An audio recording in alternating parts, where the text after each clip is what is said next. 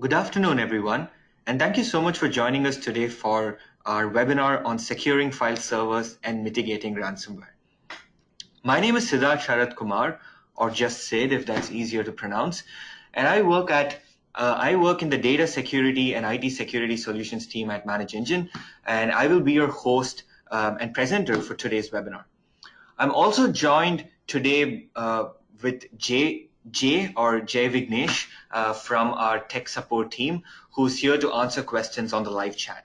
Right. So before we get started, I just want to make sure everything is okay with the webinar setup. We still have a few people I can see are trickling in. The attendee count is just picking up as we get started in today's webinar. So I just want to make sure if that everything is okay with the setup. I hope you can hear me loud and clear. I hope you can see my shared screen, which says securing file servers and mitigating ransomware. In case you have any technical difficulties, please drop a message on the chat. We've got Jay, our tech support engineer, here to help resolve any issues and also answer any questions that you may have over the course of the webinar, right? Right, so this is what we've planned today. I'm planning to make this a 30 to 40-minute presentation, following which I'll do a live Q&A to answer your questions. And like I said, over the course of the webinar, if you have any questions at all, do drop them on the live chat. Jay will try to answer them then and there. And in case something would benefit the entire audience, I'll try to make a note of it and answer it at the end of the webinar for the benefit of all the attendees here today, right? So please interact with us, engage with us, talk to us about the problems that you are trying to solve.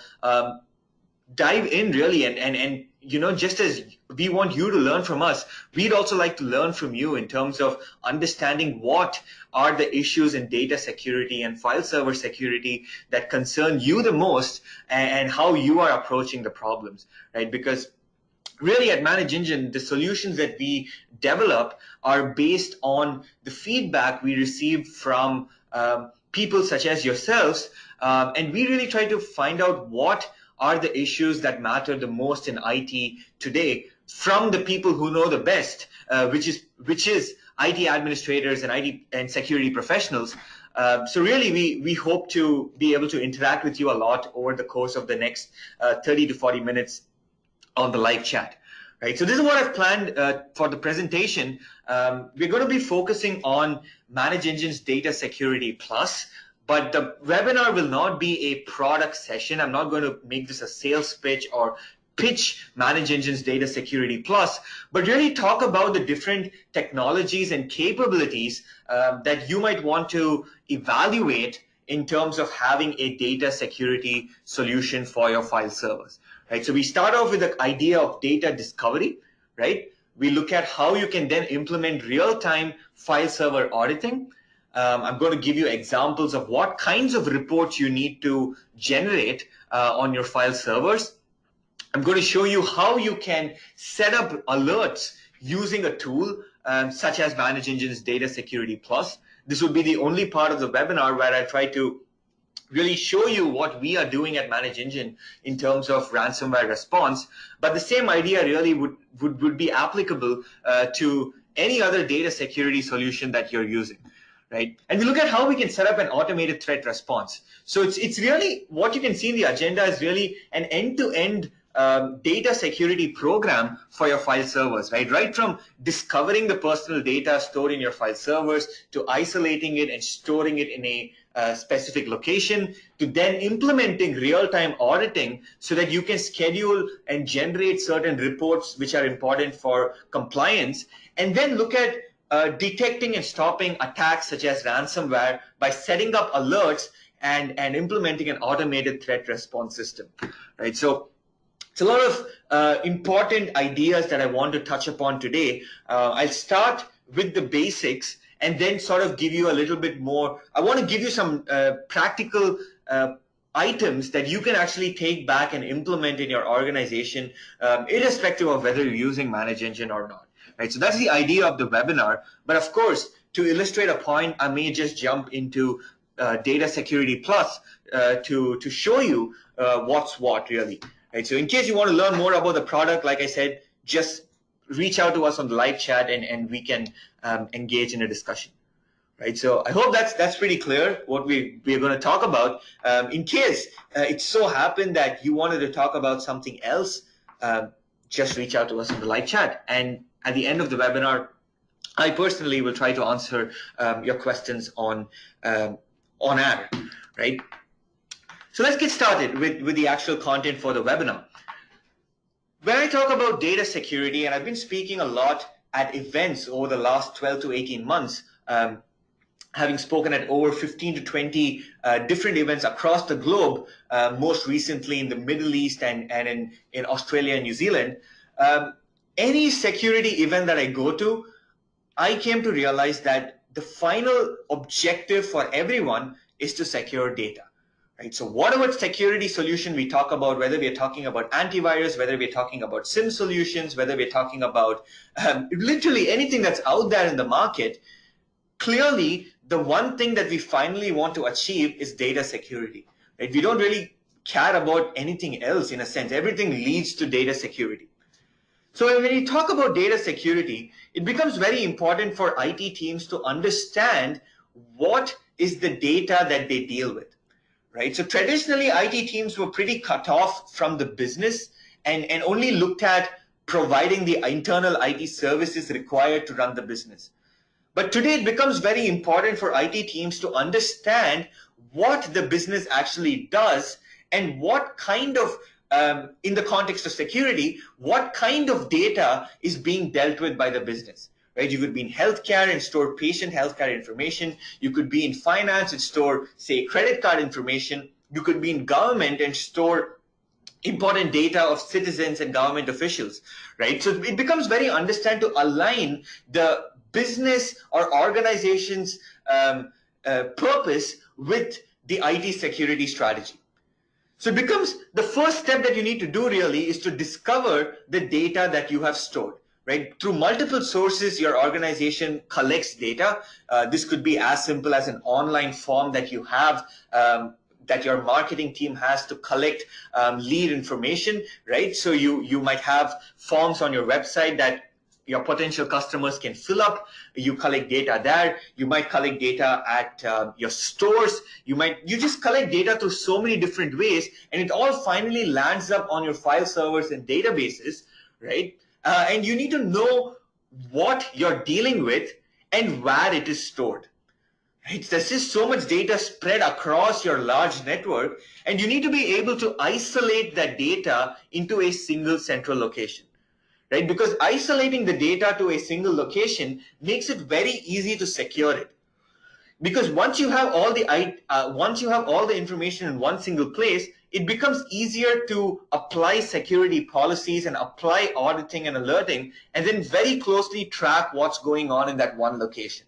Right? It's as simple as me saying, say you had to babysit 20 kids, right, in a large mansion. If you just allowed all those 20 kids to run around the mansion, you'd find it really hard to know if everyone is safe and taken care of.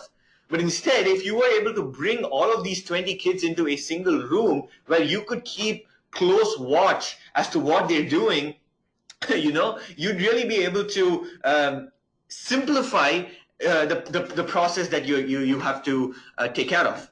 Right? So the same idea in terms of data is that you need to use a tool that can scan your entire network, scan your file servers rather, and find out which parts of personal data are stored in which parts of your file server. Right? Because you may be, for example, you might have a lot of different kinds of data on your file server. Right? But in terms of a particular compliance regulation, you may be concerned only about a certain kind of personal data. Right? Say, for example, I think we have a lot of attendees from the United States of America today, and you might be concerned about things like social security numbers and other things that are indigenous to the United States. Right? And you might be only concerned about its security in your file server, at least more so to the other pieces of data that's stored on your file server. Right? So you need to find out the data that is important to you. You need to find out where it is stored. Right? So that is where the idea of a data discovery solution comes into the picture, which essentially is able to scan your file server and tell you the different locations where this particular piece of data is stored. Right? And you're going to keep continuously collecting data. The data in your organization isn't static. It's not that you've collected data a few years ago and that's the only data that you have. Right? You're going to be collecting data probably every day or every hour, or even as we speak, your organization brings in more data into your file server. So your data discovery scans need to be periodic. Right? You can't just scan once, find out where your social security or sensitive data is stored, you isolate it into a separate location, and you're done. Right? It's a continuous process. Your data discovery scans have to be periodic, say even every 24 hours or even every 12 hours or even every hour, depending on your organization's nature. And you should be able to do this data discovery and isolation on a recurrent periodic basis. Right? So this is the first part. Once you've isolated the data, you can then apply security auditing on on that specific location to track every event that is happening to that piece of data. Right? Who's accessing it? Who's changing it? Who's trying to access it? Who's copying it? Everything. Right? And once you've got that in place, you also want to take up a backup. Right? We're not going to touch upon backup in today's webinar, but I wanted to say backup because this often gets forgotten. Right? And I just cannot do a webinar on data security without reminding people that have a reliable backup of your sensitive data. Because anything that I tell you, and even as a vendor that makes data security software, I can tell you that there is no software out there in the market that guarantees data security. But you know what guarantees data security? A reliable backup, right? So I hope this, I just want to take every opportunity I get because I go to multiple security events every month. Every month I'm at 2 or 3 different countries interacting with security professionals, looking at the security market across the globe. And the one thing that is very clear to me is that security solutions cannot be 100%, cannot give you a 100% guarantee, even if they're $1 million deployment. Whereas the only thing that can give you a guarantee to recover from attacks such as ransomware is a reliable backup, which costs way lesser, by the way. Right? So this is what we want to do, right? In terms of data security, we want to know where our data is. We then want to apply special auditing and security policies on that data, and we want to have a backup, right? It's a multi-layer approach. We can't rely on just one thing to work for us and ensure security, right? We need to have multiple layers so that if layer 1 fails, then okay, you can detect it with your alert. If your alert fails, then okay, you can see it in a daily report and then find out that something happened. If your report also fails and you find out 5 months later that you've been breached, the only way you can restore things is if you have a backup, right? So it's really a matter of mitigating risk by having a layered security approach. Now, this is what we want to solve. Now, let's go one by one and look at each of these stages and see what we need to do. Now, I said the first step is data discovery, right? We need to know where our data is. We need to know where specific kinds of data are, because, for example, you might have a regulation that says you can't store a particular type of information on your file servers, right? Please let us know on the live chat if you deal with this, right? Do you have a compliance mandate that you're dealing with where you either cannot store a particular kind of sensitive information? Legally, you are not allowed to keep that information on your file servers. Or 2, you are supposed to implement specific measures for certain kinds of data, right? Generally speaking, across the globe, things like social security, phone numbers, people's first name, last name, passport numbers, all of these things are generally considered extremely sensitive, and you may have regulations that prevent you from either storing that piece of information altogether, or in case you store them, you are expected to apply certain specialized technical measures to keep that data secure, right? It could be credit card information or patient healthcare information, for example. Now, you need to locate these files and folders and shares that contain sensitive data, for which you need to define a policy that will essentially look for certain kinds of things. Right? You're essentially scanning through the file server and saying, oh, I need to know where all credit card numbers are being stored.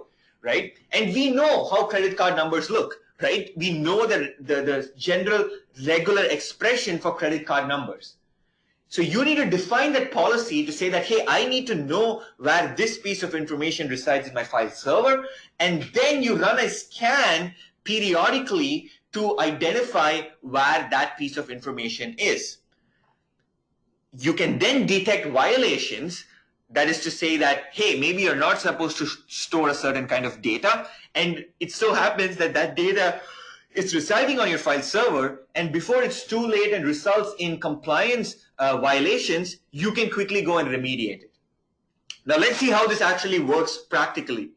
I'm just jumping into DataSecurity Plus, which is our real-time data security and file server auditing tool.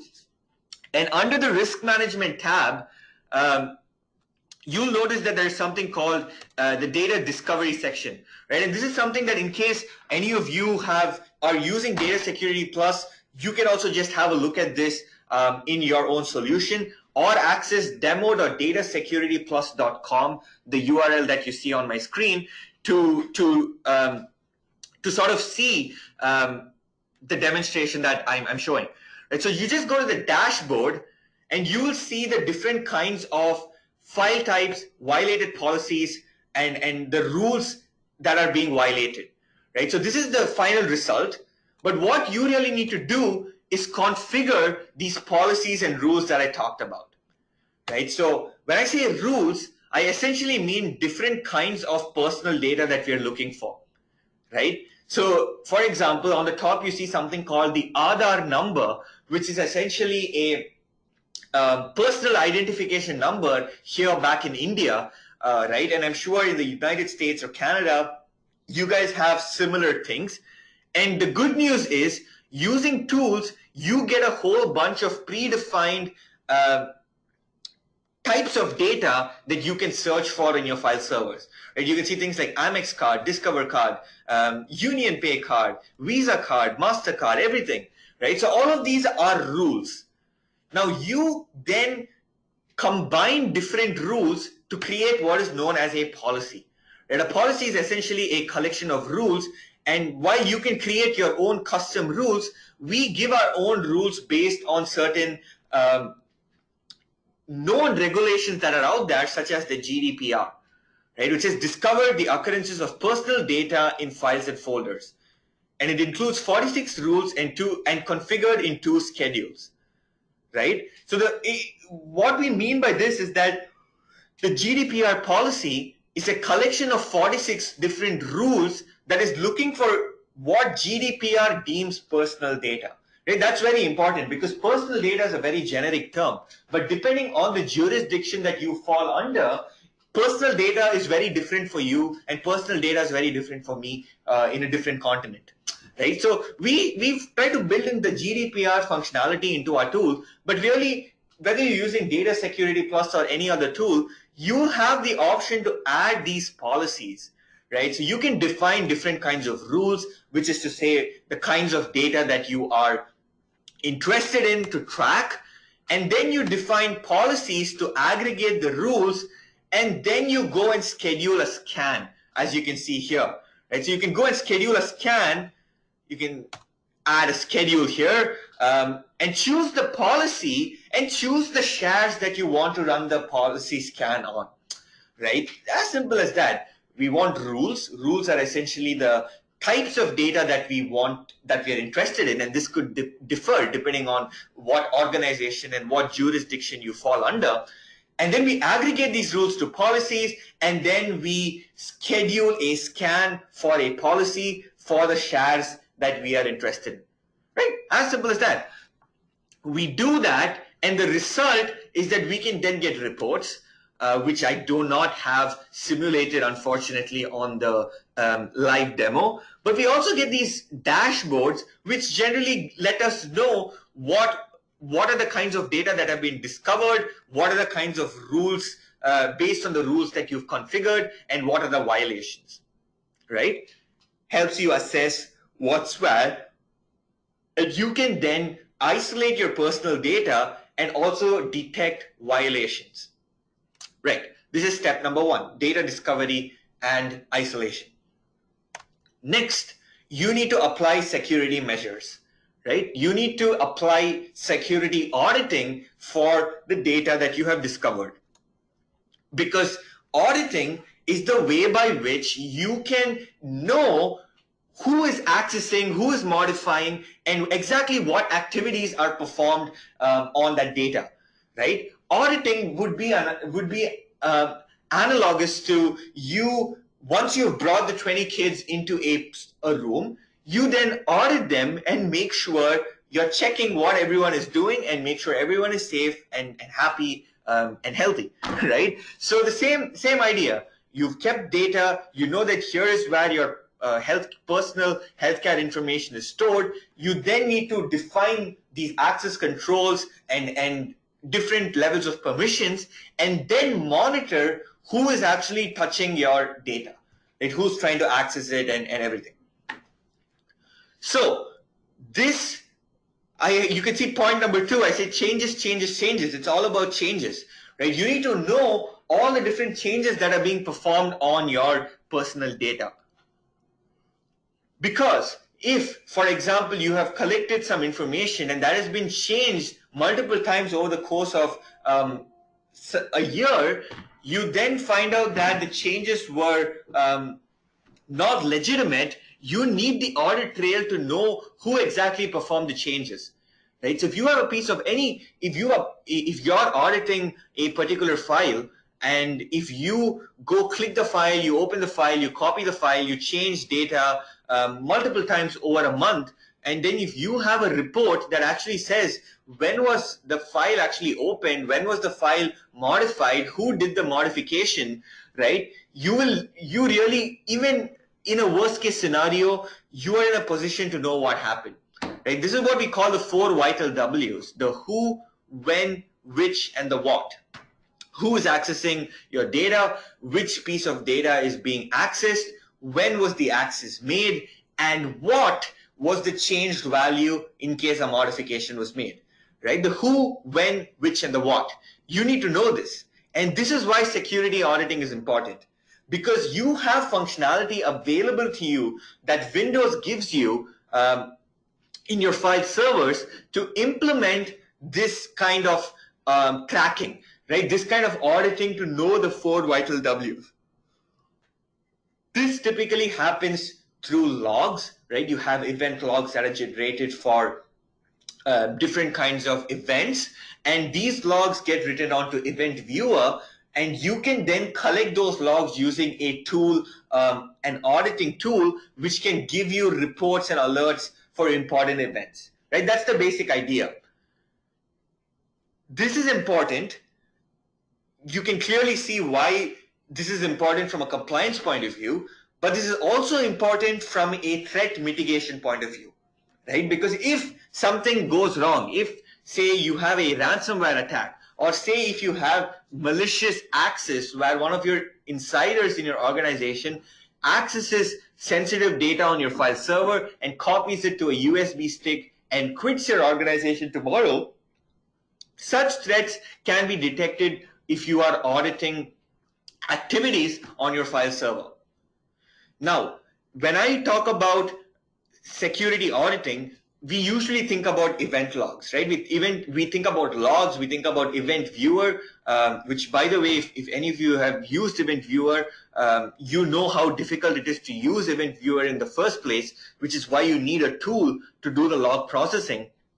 But in the case of file servers, I strongly recommend not using your event logs to do the auditing, but to go for an agent-based mechanism which can really track changes in real time, right? Because event logs, if you are processing event logs, there is a sort of delay to the processing, right? The logs have to get written to event viewer, and then your auditing tool has to go to event viewer and collect the event logs, which has overheads and which causes delays. And then you have to, the tool has to process the information to then generate the reports and alerts. And by the time you get notified, it can be up to a few minutes, right? And for normal security situations, it's okay. It's okay to be notified within a few minutes. But when it comes to file servers and when it comes to data, there is a sense of urgency in mitigating the attack.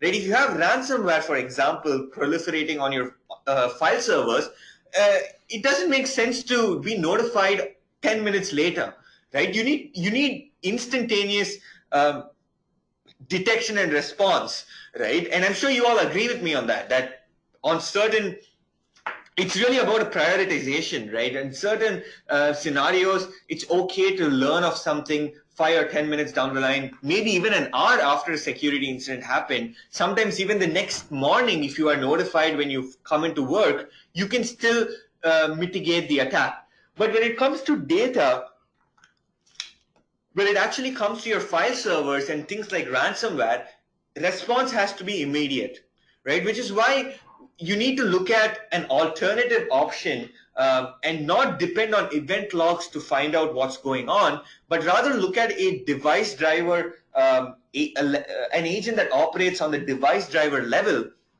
which can capture the changes, right? So this is capturing the changes at an OS level, capturing what's going on at an OS level without, even before the log gets written, and it's able to process these activities, right? So the idea is the same. You still are going to get audit reports, you still are going to get alerts, but the mechanism in which the events are being detected is different when you go for an agentless log-based auditing mechanism or an agent-based device driver level auditing mechanism, right? So this is the more faster approach, the agent-based device driver level approach, which is able to capture the changes immediately. So if someone goes and deletes a file, you immediately know that, right? You don't have to wait for the log or anything. You immediately know that. It's as close to real time as you can get, right? I don't think there's anything called real time because technically something happens and only then do we detect it, but it's as close to real time as possible, right? Real time is a matter of a fraction of a second, right? This is what we need for ransomware. This is what we need for mitigating advanced attacks on your file server. An agent-based device driver solution which can capture the changes at an OS level and immediately alert you for when things go wrong. Now, before I show you the example of ransomware and how we can really mitigate ransomware by leveraging this real-time auditing, I just wanted to also give you examples of what kinds of reports you need to run on a daily basis on your file servers, right? We said that we need to audit and know the 4 vital W's, the who, when, which, and the what. And you need to know that for all of these scenarios that I've listed, the files that have been accessed, the files that have been created, files that have been moved, files that have been deleted, renamed, modified, file permissions that have been changed, and the SACL, the audit specifications that have been changed.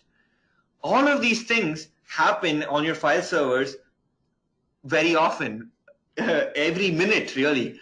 And you need to have the entire audit trail of the who, when, which, and what for the file accesses, creations, modifications, moves, deletions, renames, all of these things, right? So your tool essentially can give you all of these reports. If you're leveraging a tool, it could be an agent-based or an agentless tool, which is to say it could be an agent-based device driver level tool, or it could be a log management tool, right? But only know that while the result will be the same in terms of you get all of these reports, the time of generation of reports and alerts might vary, right? If you're going for agentless, like I said, you need to expect a slight delay in your report and alert generation. But if you go for the real-time option, which makes use of a device level driver, you will get all of this in real time. Right. When I talk about real time, and if you're not, if I'm sure you all agree with me that these reports are important, right? All of these reports are important. All of you would ideally like to have all of these reports scheduled and emailed to you every 24 hours. And you might be confused as to should I go for an agent-less mechanism or should I go for a device-level driver mechanism, right? We in fact have a question from an attendee that says, so which is the best fit for me, right? And of course, the best fit for each organization would vary depending on what are your requirements. If you're looking at it more from a compliance point of view and simply storing the data in the audit trail, yes, you could go for an agent-less mechanism and you could achieve that. You could just bring in the event logs, run these reports, maintain the audit trail, pass your audits, and you're good to go. But if you're looking at mitigating attacks and you have a more higher level of security that your organization requires, you need to go for the real-time agent-based mechanism. Now let me see if I can convince you as to why you need the real-time mechanism. And for that, I want to talk about ransomware, right? For the last part of the webinar, I want to talk about ransomware. I have a lot of statistics here. I don't want to bore you with statistics because I'm sure all of you have seen plenty of statistics on the internet about ransomware. None of you need any introduction to ransomware or why it's dangerous and why we need to protect. But some of these statistics that I've picked out here really show the extent of the problem, right? I saw a stat last year that said a business is hit with ransomware every 40 seconds. I'm not great at math, but over the course of the webinar, I'm guessing quite a few organizations were hit with ransomware. I noticed a stat that in 2019, a more recent stat, which says this may reduce to 14 seconds, right? An organization will be hit with ransomware every 14 seconds. That's 4 organizations hit with ransomware every minute. So over the course of the webinar, which is of 60 minutes, I think according to this report, 240 organizations would have been hit with ransomware. Now, I'm not saying believe all reports that you see on the internet at face value and be overly or concerned, but the general idea is that the situation is bad out there and it's only a matter of time before your own organization is potentially hit with ransomware, right? That an infection passes through and hits one of your servers, which means that you need to be in a position to detect when that happens. Because I'm sure all of you have hundreds of employees in your organizations. How many of you really think that all of your end users, will not fall for a phishing attack? How many of you think that all of your end users will not click a malicious attachment? I can guarantee you, if an email is shot out to all 500 users in your organization that specifically says, even if the mail clearly says do not click or do not download, that they will click and download, right? This might inevitably happen to anyone. I think about 90% of attacks, cyber attacks, start with phishing. Phishing just hits everybody. You could have all the best anti-phishing mechanisms, educate your users and this and that, but inevitably someone might mess things up, right? And all these statistics show you that it's happening out there. Ransomware is a big problem today, which is why you need a tool that can give you alerts for ransomware. Yes, have all your 100 preventive measures, all your preventive security solutions, cutting edge, everything, but in case the ransomware is able to pass through your preventive layer, your detection layer must be able to detect the attack. So you need 2 alerts for ransomware, right? 2 simple alerts that you need to set up to detect ransomware. And you can do this using these auditing tools. One is an alert for known ransomware encryption formats.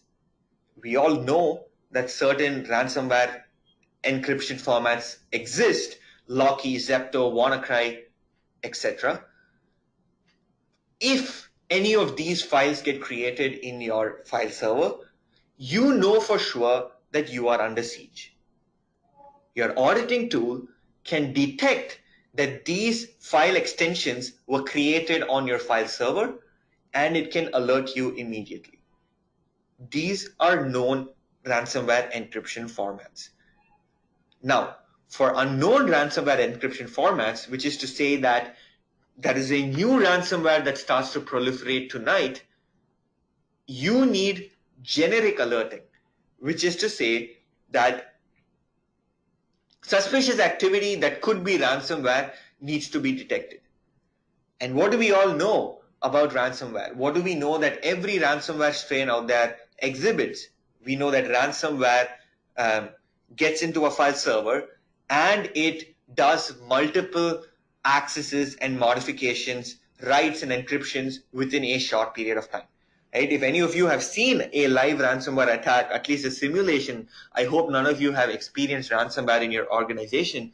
But if you've seen any videos on how ransomware launches, you will notice that on the infected files and folders, a lot of access activity, modifications, encryptions, and writes happen. Now, if you remember the reports that we saw, all of these things are being tracked. Accesses, modifications, writes, encryptions, which are essentially file extension changes.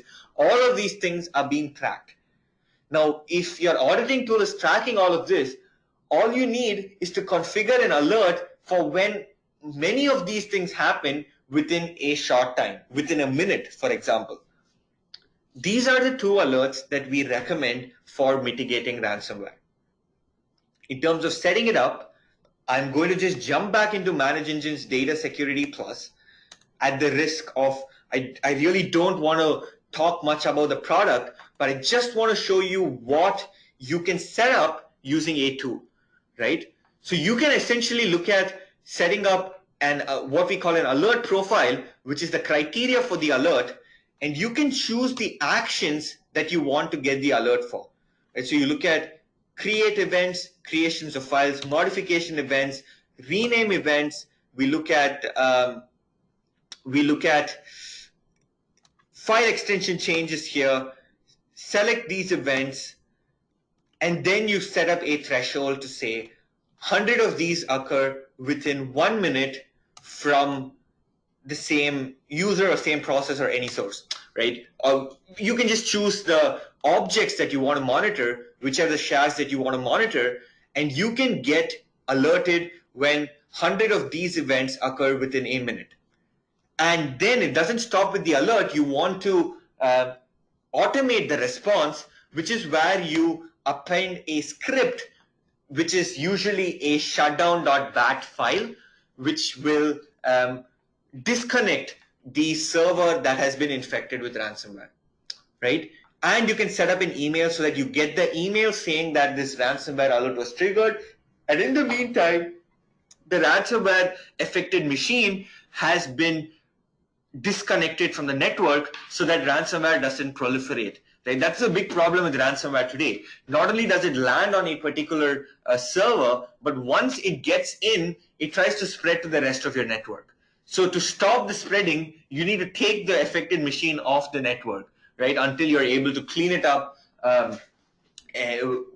use your reliable backup to restore the data and then put it back onto your network, right? So this is one alert, the generic alert that we talked about, choosing different kinds of events, 100 of which happening within a short period of time. I just gave a simple example of 100 happening within a short period of time, and you're able to automate the response.